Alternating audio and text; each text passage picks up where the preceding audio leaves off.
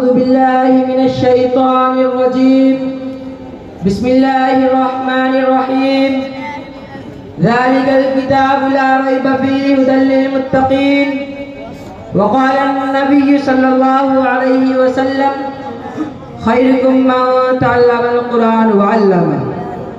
الہی رونق اسلام کے سامان پیدا کر، الہی رونق اسلام کے سامان پیدا کر، دلوں میں مؤمنوں کے الفت قرآن پیدا کر۔ صدر محترم، اسٹیج پر رونق افروز بزرگان دین اور حاضرین جلسہ، السلام علیکم ورحمۃ اللہ وبرکاتہ۔ آج کے اس باوقار جلسہ اور آج کے اس باوقار مجلس میں میرا موضوع سخن دنیا کی سب سے پاکیزہ مقدس کتاب قرآن پاک ہے۔ ہمیں چڑھتے سورج کی طرح اس پر یقین ہے کہ اس کا ایک ایک حرف سچا اور صادق ہے۔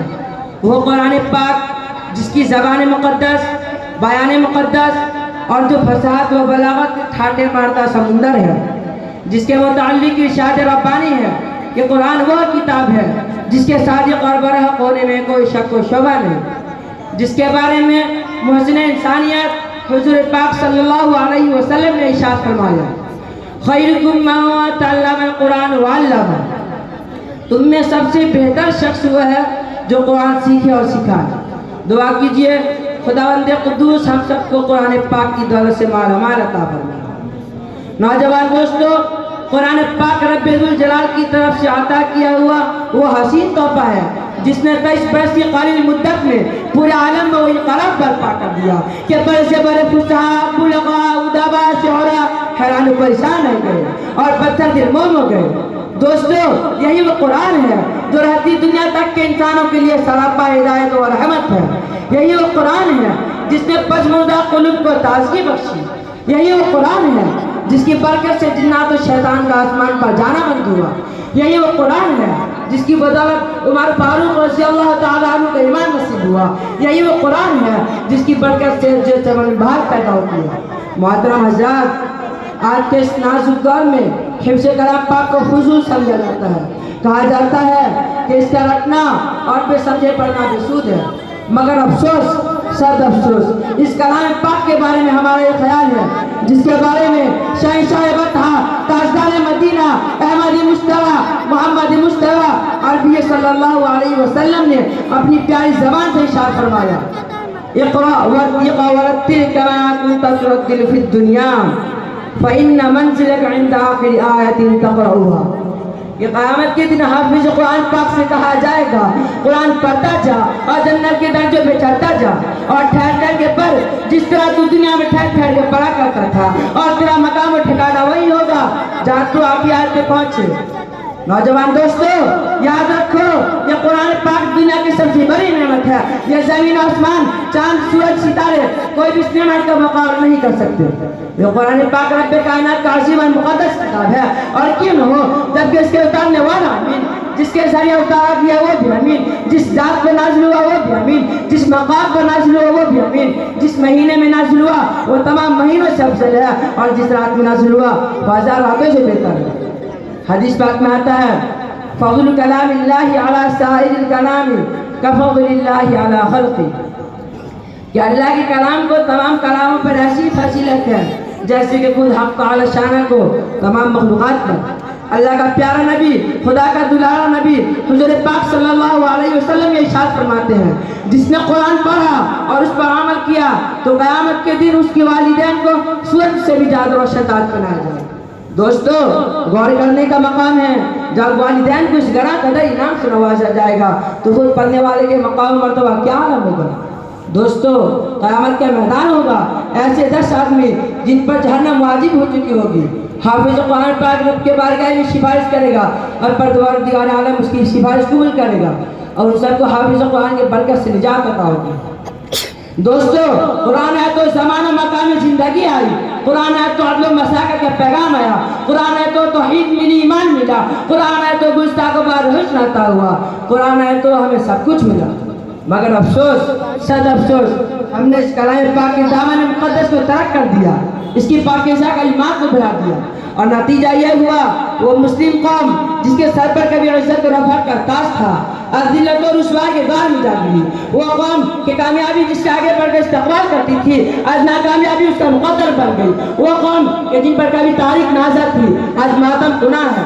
مسلمانوں سمجھو اور ہوشیار ہو جاؤ، اور غفلت کا پردہ چاک کرو، قرآن پاک سے وابستہ ہو جاؤ، ورنہ یاد رکھو یہ تاریخ ہمیں کبھی معاف نہیں کرے گی۔ حاضرین جلسہ، جان چاہے صحابہ کی کتب خانے میں قرآن کے علاوہ کوئی کتاب نہ تھی، وہ اسی کو لے کر آگے بڑھے اور کامیابی اس کے قدم تمچی چلی گئی۔ میرے بھائیوں، وہ قرآن تھا کہ جس کی برکت سے بدر کے میدان میں 313 نے مکہ کی قسمت پلٹ دی۔ آج ہم کروڑوں میں ہیں مگر جان ہماری محفوظ نہیں ہے، مال ہمارا محفوظ نہیں، عزت و آبرو سے ہماری کھلواڑ ہے، نہ ہی ہماری مساجد محفوظ ہے، نہ ہی ہمارے مدارس محفوظ ہے، ظلم و ستم کی چکی ہمارے لیے گھوم رہی ہے۔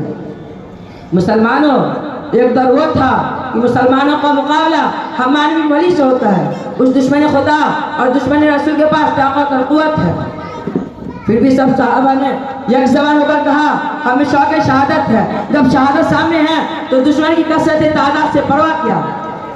دوستو، اسلامی فوج کا وہ مجاہد اعظم صف بناتا ہے، دوسری طرف 60,000 کا لشکر ہے۔ حمان بن ولی آگے بڑھتا ہے اور کہتا ہے ہم تو سمجھتے تھے مسلمان قوم بڑی سمجھدار ہے، مگر معلوم ہوتا ہے تم تو احمق ہو، بہت بڑے بیوقوف ہو۔ 60,000 سے لڑنے کے لیے 60 آدمی لے آؤ، جاؤ ہم تم بحران کھاتے ہیں، چانا صرفیہ اور 2 کروڑ کھجور دے دیتے ہیں، کیوں اپنی جان پر ظلم کرنے آئے ہو، یہاں سے چلے جاؤ۔ دوستو، جگر پر ہاتھ رکھیے اور سنیے، حضرت خالد بن ولید فرماتے ہیں تو واعظ بن کر آیا ہے یا کمانڈر بن کر آیا ہے، تجھے شرم نہیں آتی؟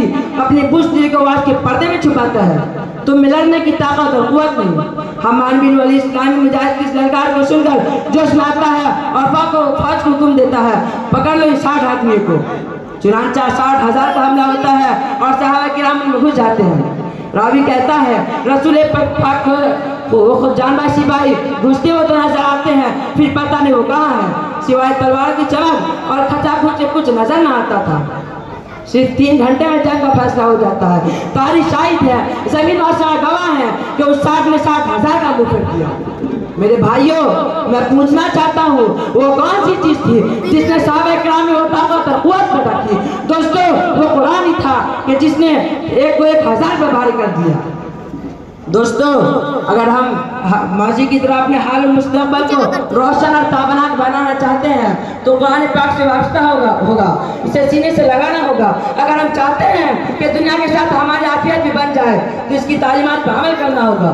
خدا نخواستہ ایسا ہو کہ آج ہم اپنے بچوں کو 2 پیسے کی لالچ میں دین سے دور رکھیں اور ہماری نظر اخروی نعمتوں کے بجائے دنیاوی ڈگریوں پر رہے، تو یاد رکھیے خدا کی ہمیں جواب دینا ہوگا۔